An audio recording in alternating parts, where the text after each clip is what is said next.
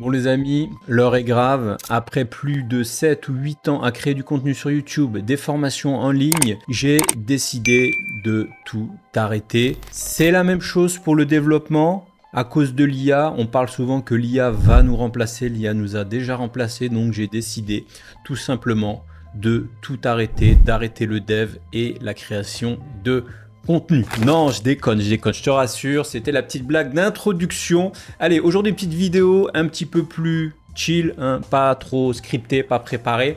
Et justement, je voudrais te parler de j'arrête tout dans le sens où j'arrête beaucoup de choses. Tu verras, j'arrête pas tout à cause de l'IA, quoique l'IA a quand même changé pas mal de choses. Et je voudrais te parler de ça dans cette vidéo. Alors si tu es habitué à des vidéos un petit peu plus classiques, ça va peut-être pas te plaire parce que je te partage un petit peu là où j'en suis en ce moment, ce que j'aime un peu moins faire et vers là où je vais aller. Donc c'est peut-être pas une vidéo qui va t'intéresser. Enfin, si tu es là, c'est probablement que le titre t'a attiré. Donc spoiler alerte, j'arrête pas complètement. Non, l'IA ne nous a pas encore remplacés, mais il y a pas mal de choses qui vont s'arrêter. Je te fais un petit rappel. Moi, j'ai commencé YouTube en 2017-2018. Et à l'époque, vraiment, la création de contenu, c'était beaucoup de plaisir. En fait, quand tu démarres un business, le fait de passer de 0 à 1, bah, c'est probablement la chose qui est à la fois la plus compliquée, la plus difficile, de passer de il n'y a rien à quelque chose qui commence à marcher, etc. Mais c'est vraiment la phase, moi, qui m'a le plus, où j'ai pris beaucoup de plaisir, où j'ai pris le plus de plaisir, d'ailleurs. Parce qu'en fait, à la base, je faisais des petites vidéos comme ça, un petit peu improvisées, puis c'était, je choisissais des sujets, et puis, c'était cool, c'était vraiment du pur kiff, et j'étais vraiment dans cette idée, dans cette optique de me dire, bah voilà, je quitte la rat race, je quitte un petit peu le métro boulot dodo pour monter en gros mon business en ligne.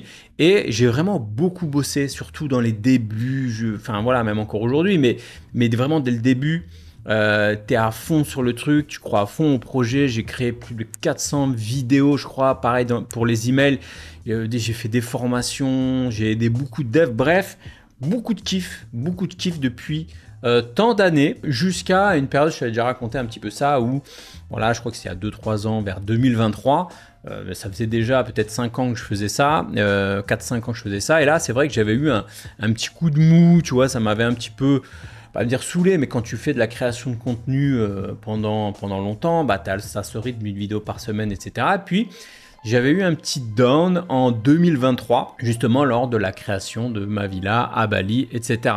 Alors, sans paraître arrogant ou quoi, il y a vraiment un truc important à savoir, c'est que, en fait, quand tu démarres, le fait de passer de 0 à 1, bah en fait, voilà, tu crois en plein de choses. Tu vois, tu as envie de réussir, tu as envie de gagner une indépendance, tu as envie de vivre de tes contenus, de ton business en faisant des vidéos, des formations, etc. C'est quelque chose que tu kiffes.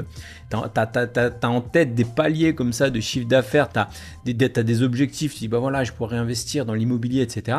Et finalement, eh bien, quand tu réussis tes objectifs, eh bien, alors dès que tu dis ça, les gens vont dire oh, il est arrogant, il a réussi ses objectifs. Mais oui, finalement, j'ai réussi à lancer un business en ligne, vivre de ce business en ligne, être libre financièrement, investir dans l'immobilier, avoir des revenus passifs. Et on a presque atteint 1 400 000 € dans ce business-là. Donc c'est quelque chose qui est assez importante, enfin en tout cas pour moi. Il y en a qui font ça et tu auras des gens qui me disent bah nous on a fait ça en 3 mois, enfin peu importe. En tout cas c'est des objectifs que même au début tu m'aurais dit ces choses-là, j'aurais peut-être pas cru au début, ou du moins je me serais dit c'est un peu, voilà, ça me paraît un peu compliqué, etc. Et finalement quand tu coches un peu ces cases-là, pardon, pas facile à dire, quand tu coches un peu ces cases-là, eh bien au bout d'un moment, bah tu perds ton why, ton pourquoi.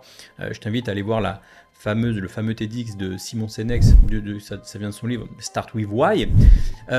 En gros, bah voilà, quand tu démarres quelque chose, quand tu fais un business, et bah en fait, tu démarres souvent avec un pourquoi. Pourquoi tu fais ces choses-là?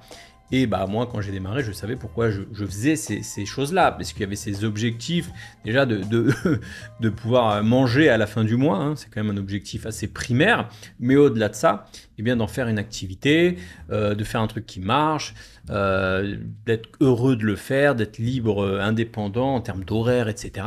Et finalement, quand toutes ces cases-là sont cochées petit à petit, eh bien tu perds ton why, et c'est un peu ce qui est arrivé Et moi, j'ai vraiment cette vision quand je fais des choses, c'est de penser toujours par étapes. Ça veut dire que ben, moi, je vois, enfin, il y a des gens, en fait, ils sont toujours dans, enfin, ils n'ont pas cette vision d'étape. Je sais pas si toi qui m'écoutes, tu es un peu dans cette idée-là, mais tu as t'as des gens, par exemple, ils ont un CDI, puis voilà, ça y est, c'est la fin du game. Ils ont un poste, et voilà, ils vont faire ça toute leur vie. Ils ont pas cette vision de tu fais une chose pour avoir une chose après, et puis pour avancer à l'étape d'après. Moi, j'ai toujours cette vision-là. Depuis que peut-être j'ai commencé le dev, j'ai commencé par de l'alternance. Pourquoi? Bah, parce que je me suis dit, bah, en ayant de l'alternance, on va trouver un boulot, peut-être un CDI. Puis après, j'ai eu un CDI. Mais l'étape d'après, je me suis dit, bah, ça serait bien de passer freelance. Et puis une fois que tu es freelance, tu dis peut-être que ça serait bien de passer expat. Et puis après, expatrié, nomade. Et une fois que tu es nomade, tu dis peut-être je vais monter un business en ligne. Peut-être un business en ligne qui marche. Et une fois que tu as un business en ligne, bah, tu dis avec cet argent, je vais peut-être investir dans l'immobilier. Et avec l'immobilier, je vais. Enfin voilà, l'idée c'est d'avoir comme ça, quand tu fais un truc, enfin moi personnellement, quand je fais un truc, je le fais pas juste pour manger. Je le fais parce que ça m'intéresse à un moment et je me dis, bah voilà, l'étape d'après, ça sera peut-être ci, peut-être ça, etc. Et j'ai tout le temps avancé dans ces étapes jusqu'à ce que, en fait, comme je te disais, bah, une fois que tu as coché un petit peu les cases, bah, j'ai perdu un petit peu mon why et je me suis dit, bah, je ne vois pas l'étape d'après, en fait. Pour la première fois, je ne voyais pas l'étape d'après. Alors que depuis tout le temps, que ça soit quand j'étais en CDI, je voyais l'étape d'après, c'était peut-être le prochain poste avec la prochaine mission, la prochaine techno, enfin la prochaine truc. Et là, j'avais vraiment perdu ce truc. Ça, je te disais, c'était en 2023. Puis finalement, je me suis dit, bon, on va pas jeter le bébé avec l'eau du bain, comme on dit. Je me suis dit, allez, on va continuer, on va avancer. Le problème aussi, c'est ça, c'est que les gens arrêtent peut-être un peu trop facilement à la moindre épreuve, dès que c'est un petit peu difficile. Et moi, je le vois et je le dis, enfin, je le constate, et c'est vraiment un truc qui fait que les gens n'avancent pas. C'est les gens arrêtent à la moindre difficulté. Donc en gros, les gens, ils sont un peu mous. Ils sont un peu, voilà, à la moindre difficulté, j'arrête, je pleure, je chiale, etc. Et moi, je me suis dit, ça doit être ça. Ça doit être, j'ai envie d'arrêter en 2023. J'ai envie d'arrêter. Mais c'est bon, je suis pas faible. Hein, c'est pas parce qu'il y a un petit coup de mou qu'on va arrêter ça. Hein, c'est pas parce que là, je le sens un peu moins que, voilà, la moindre faiblesse, on va faiblir, entre guillemets. Donc, c'est un peu ce qui s'est passé en 2023. Et du coup, je me suis dit, non, on va pas faiblir. Donc, j'ai fini la construction de ma villa. Et puis après, je me suis dit, allez hop, on repart pour une deuxième session ou une troisième session, je sais pas quelle session c'était. Et c'est là, alors je sais pas depuis quand tu me connais, mais au début j'avais créé les premières formations, après je suis passé à React Mastery, après j'ai eu ce break. Et là, 2023, je me dis, allez, on repart, il nous faut quelque chose de nouveau qui nous rebooste, etc. Et c'est là où bah, je décide de repartir dans l'aventure. J'avais un petit peu arrêté YouTube, enfin ralenti YouTube. Et là, je me suis dit, allez hop, on repart. Nouveau programme en tête. C'est là que je me suis dit, ben voilà, on va créer Next Mastery, hein, le plus gros programme pour devenir développeur full stack avec Next et React. Je me suis dit, je vais faire une dinguerie. Je me suis dit, allez, on y va. On a l'objectif de faire le meilleur programme. Hein. Comme je te disais, on a regardé un petit peu ce qu'il y avait à droite à gauche et on s'est dit, on va faire le meilleur programme. Et donc du coup, je me suis dit, allez hop, on repart pour une nouvelle saison. Et moi, quand je m'engage, titre personnel, bah, que ça soit dur ou pas dur, et ça c'est un conseil que je peux te donner, c'est que les gens, moi je trouve que les gens s'engagent pas fermement ou s'engagent pas sur le long terme. Quand tu fais un projet, à un moment, ok, il y a une période où tu réfléchis, mais à un moment, quand tu t'engages, il faut terminer. Moi, le problème que je vois avec pas mal de gens, c'est que les gens ne terminent pas les choses. Et en fait, c'est un conseil que je te donne. Si tu fais quelque chose, un projet, un SaaS, une idée de chaîne YouTube, de Twitter, de machin, de business, en fait, le problème, c'est que les gens n'arrêtent pas. S'arrêtent trop tôt plutôt. J'ai du mal. Et en fait, l'idée, c'est qu'il faut savoir terminer les choses. Et au pire, une fois que c'est terminé, tu dis bah c'est terminé, finalement j'aime pas, je fais autre chose. Mais le problème, c'est que les gens s'arrêtent trop vite. Et justement, moi je me suis engagé là, et je me suis dit c'est parti, on y va. Et là, on va donc créer Next Mastery et on va relancer la création de contenu, etc. Mais cette fois-ci, je me suis dit, on va tout changer, on va changer les process. Je me suis dit, je vais prendre une personne à temps plein qui va travailler avec moi. Je lui passe le bonjour, c'est mon assistante. Qui d'ailleurs travaillera toujours avec moi, mais il y a des choses qui vont changer. Mais je me suis dit, voilà, j'ai une personne à temps plein, on va créer du contenu, on va prendre un monteur, un media maker, on va revoir les process, etc., etc. Et donc, c'est ce qui s'est passé pendant 1 année et demie, quasiment les 2 dernières années, où j'ai été dans la création de ces programmes-là. Et je me suis en gros dit, bon, ok, j'ai peut-être un coup de mou, mais c'est pas grave, on n'est pas faible chez MyCoder, on est déterminé, on sort les programmes, on fait le copywriting, on fait les pages de vente, on fait le produit, on fait tout jusqu'au bout et on termine les sujets, les dossiers, les projets, etc. etc. Et bah, c'est ce que j'ai fait quasiment presque 2 dernières années où j'ai travaillé avec mon assistante qui était à temps plein, où j'ai travaillé aussi avec des autres développeurs ou avec des media makers où j'ai eu toutes ces choses-là. Et finalement, je dois avouer que j'en ai un petit peu ras-le-bol. Donc c'est peut-être difficile de le dire comme ça sur YouTube. Les gens peut-être n'osent pas le dire ou souvent les gens, bah, je sais pas s'ils parlent de ces choses-là, mais moi j'avais envie de te partager ça, que finalement j'en ai eu ras-le-bol. J'en ai ras-le-bol de la création de contenu. J'avais déjà fait un petit peu une vidéo aussi sur le sujet. C'est la rat race des créateurs de contenu. Je sais pas si tu peux retrouver cette vidéo. Et en fait, je dénonçais ça un petit peu, le fait d'être un peu obligé de créer du contenu pour exister, etc. Et que ça commençait un petit peu à me saouler. Et finalement, bon voilà, je suis retombé dans ce travers-là parce qu'en fait, il n'y a pas le choix quand tu es sur YouTube et que tu fais tout ça, bah, tu es un petit peu obligé d'être dans cette optique-là. Donc, ce qui s'est passé, ce qui se passe, c'est que bah, tout simplement, ça me saoule, ça m'a saoulé, je me suis forcé parce qu'à un moment, quand tu as un business, tu fais pas que des choses plaisantes. Hein.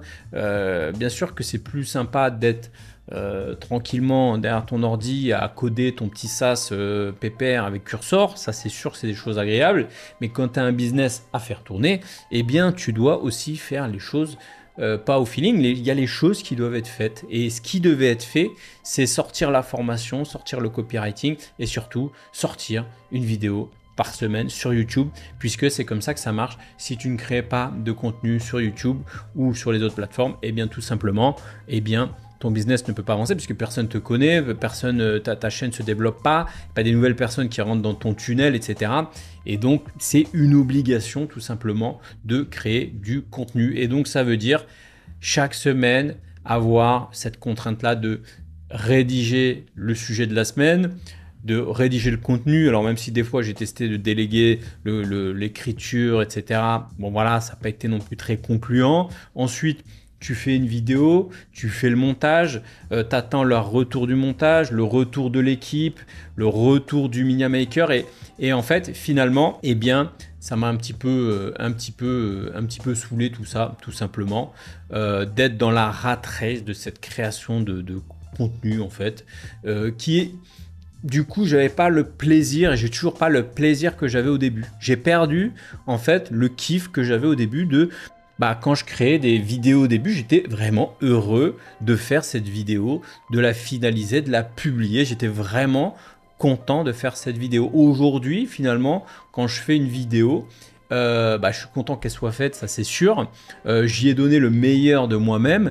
On a essayé de faire un montage, on a essayé de donner des infos qui vont aider des gens, etc. Mais à la fin, finalement, le plaisir n'est plus forcément au rendez-vous. Donc, ce problème de rat race de la création de contenu, ça m'a saoulé.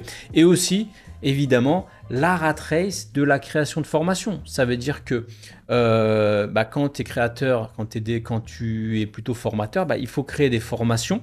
Alors là, il y a eu Next Mastery, ça a été un gros morceau, ça a pris plus de 8 mois, c'est énorme comme programme. Donc effectivement, ça prend énormément de temps. Mais quand tu es formateur, une fois que tu as fini un programme, il faut démarrer le deuxième, puis le troisième, etc. Et donc, tu es aussi toujours dans la rat race de la création de formation et tu es aussi dans la rat race des lancements parce que tu dois faire des lancements réguliers, etc. Puis les lancements, c'est quand même stressant, il faut accompagner les gens. Tu as toujours peur de rater un lancement, que ce soit la bonne période, pas la bonne période, puis derrière l'accompagnement, etc. Donc, finalement, aussi, cette rat race de création de formation, ça m'a un petit peu gonflé parce que ça fait plus de 7 ans que je fais ça et du coup résultat tout simplement beaucoup moins de plaisir. Et je pense que même si un business, hein, ça peut pas être toujours une partie de plaisir, il faut manger aussi sa tartine de merde. Ça vient du livre, j'ai oublié le livre sur la création. J'ai oublié le nom de cette autrice, je sais pas si on dit autrice ou auteur, à chaque fois je me trompe. Bon, j'ai perdu le nom, bref, et elle parle de justement dans la vie, tu peux pas avoir que le côté créatif et les choses intéressantes, tu dois aussi passer par là, manger ta tartine de merde. Sauf que là, bah, je me rendais compte que la tartine de merde, elle était, voilà, j'avais plus de merde plutôt, excusez-moi de métaphore, que d'autres choses. C'est-à-dire que le côté des choses un peu chiantes à faire a pris le dessus avec beaucoup plus de contraintes. J'ai une perte aussi de spontanéité et beaucoup moins en fait d'agilité tout simplement. Et donc du coup ce que j'ai fait, c'est ce que j'ai mis ici, je regarde ma petite mind map, et ben j'avais l'impression un peu d'étouffer. Là j'ai étouffé ces derniers jours, ces derniers temps, ces derniers mois en fait, puisque j'ai créé un système qui finalement marche plutôt bien, mais qui est un système qui me rend un petit peu prisonnier avec les deadlines permanentes, à chaque fois la pression un petit peu des vidéos YouTube, de faire des vues, etc., des stats, et surtout je me rends bien compte que je suis clairement moins libre qu'au début. C'est-à-dire que au début, quand j'ai démarré cette activité sur YouTube, j'étais tout seul et j'étais clairement beaucoup plus libre. Il y avait moins de pression, c'était beaucoup plus simple, c'était beaucoup plus joyeux, entre guillemets, c'était beaucoup plus plaisant. Et là, je me rends compte que je suis clairement moins libre qu'au début. Du coup, eh bien, je travaille plus avec la personne avec qui je travaille. Donc ça, tout ce truc, en fait, ça m'a gonflé je suis créateur de contenu, je suis développeur aussi, j'ai envie de développer, j'ai envie de créer du contenu simple. Et en fait, je me suis rendu compte que ça m'est arrivé de faire des vidéos, envoyer au monteur, ensuite ça revient, il faut vérifier le Media Maker, et des fois il y a des vidéos de 2-3 semaines que j'ai faites il y a 2-3 semaines, je suis là à les re-regarder, puis ça me prend du temps, etc. Et finalement, j'ai perdu tellement toute souplesse, toute agilité, que j'ai décidé déjà de retravailler tout seul. C'est-à-dire que j'ai arrêté de travailler avec mon assistante à temps plein. Alors bien sûr, elle sera toujours là en freelance sur des tâches si jamais j'ai des tâches dont j'ai besoin, enfin voilà, je pourrais toujours la contacter. Elle est toujours là. Elle a décidé de partir vers d'autres aventures. Et puis voilà, ça tombait bien. Travailler avec d'autres développeurs comme je l'ai fait avec des personnes qui m'ont accompagné. Pour le moment, je mets en stand-by puisque j'ai vraiment envie de me forcer à repartir de zéro. Donc ça, c'est une chose hyper importante. Si je garde les mêmes personnes autour de moi à faire les mêmes choses, eh bien, je vais inconsciemment ou consciemment faire un petit peu toujours les mêmes choses, c'est-à-dire refaire la vidéo de la semaine, préparer la nouvelle formation, le nouveau lancement, etc., etc. Et en fait, je veux me retrouver tout seul, comme à mes débuts, justement, pour me forcer à repartir de zéro. J'ai besoin de repartir de zéro, comme si je démarrais mon business en 2018. Ça me manque en fait cette petite étincelle là qu'on a au début, là, cet optimisme du débutant là, quand tu démarres et que tu vois en gros ta chaîne qui commence à exploser, que tu commences à voir que tes formations se vendent, que tu as fait un produit, les gens achètent, etc., etc. Eh bien, j'ai besoin de repartir de zéro. Alors, qu'est-ce qui va se passer? Voilà ce que je veux aujourd'hui. Je l'ai mis dans ma petite mind map. Ce que j'ai envie, tout simplement, puisque bien sûr que je fais cette chaîne et ces formations, je les fais surtout pour vous, pour les personnes qui me suivent, c'est-à-dire des personnes qui ont besoin de ce type de conseils, qui ont envie de devenir développeurs, qui ont envie d'apprendre à coder, etc. Je les fais pour vous, mais c'est aussi, il faut que ça soit aligné avec ce que moi aussi j'ai envie de faire. Et je me rends compte que, comme je te disais, franchement, sur la fin, les derniers sujets, j'ai fait les derniers sujets parce que ça allait dans le thème de ce que je dois vendre comme produit, ce qui est logique, tu vois. Quand tu as un business, si tu vends des formations pour des devs, tu fais des sujets liés aux devs avec les lancements qui vont arriver, donc c'est des sujets liés au lancement, donc tout est calculé, etc.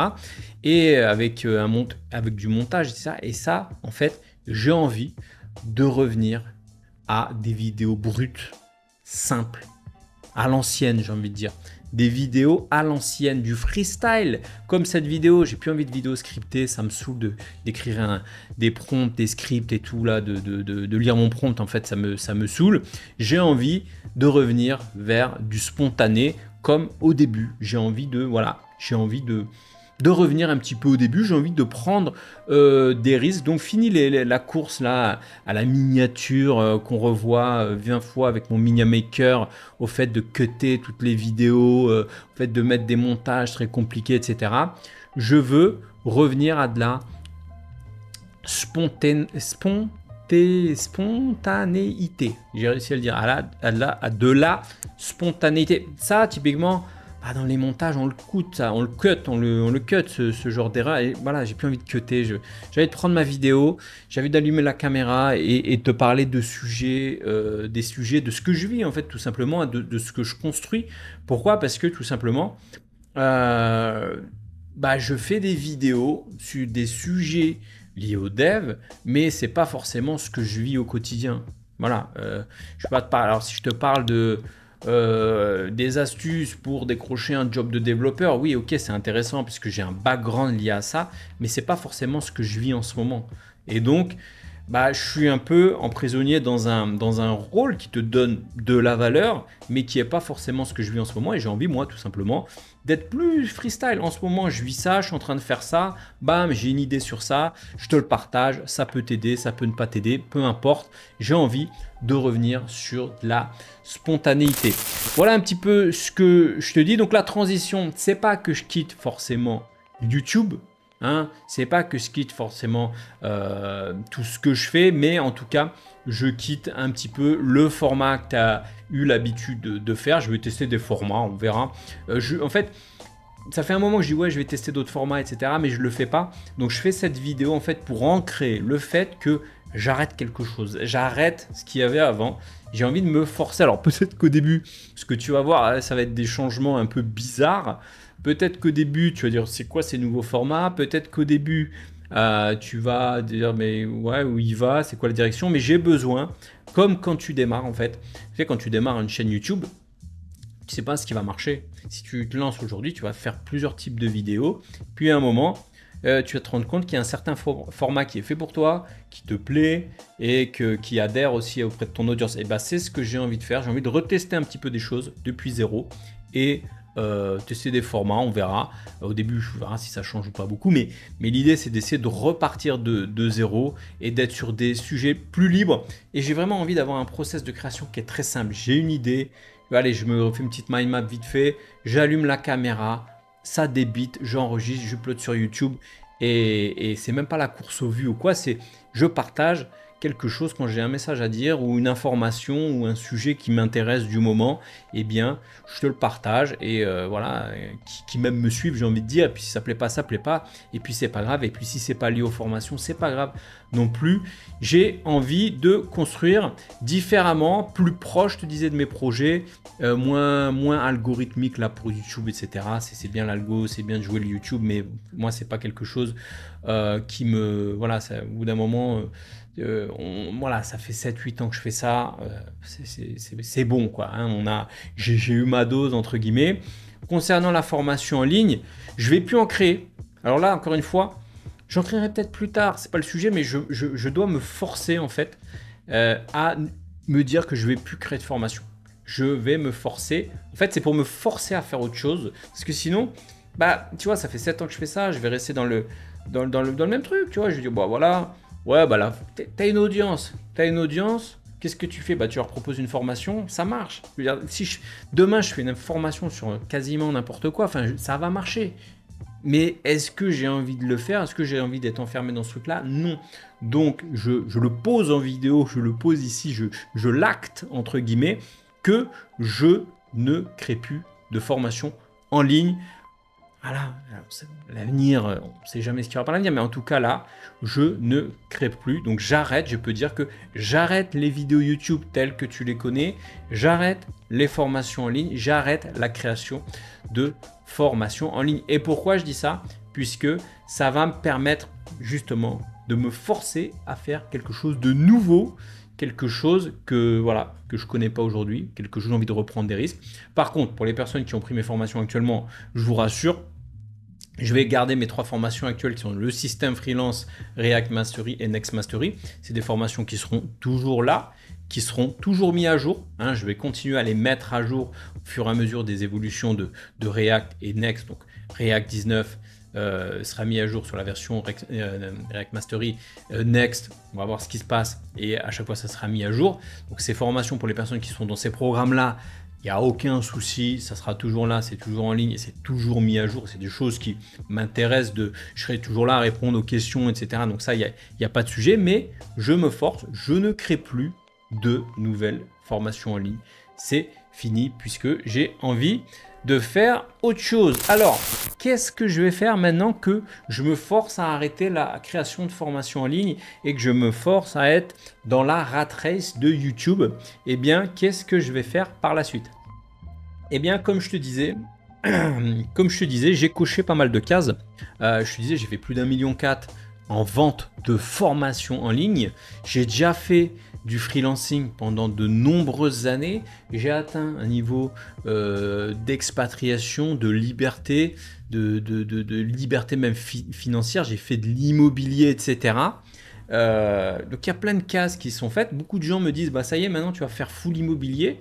Oui, c'est des sujets qui m'intéressent, l'immobilier. Donc en fait, ça se développe, sauf que c'est des projets qui sont longs, qui se font pas en ligne. C'est pas des choses, tu vois, qui se font voilà. Donc moi, j'aime bien quand même rester toujours en ligne. J'aime bien créer. J'aime bien quand même. Je suis développeur. Moi, développer, c'est quand même toujours un kiff. Hein, j'aime toujours développer.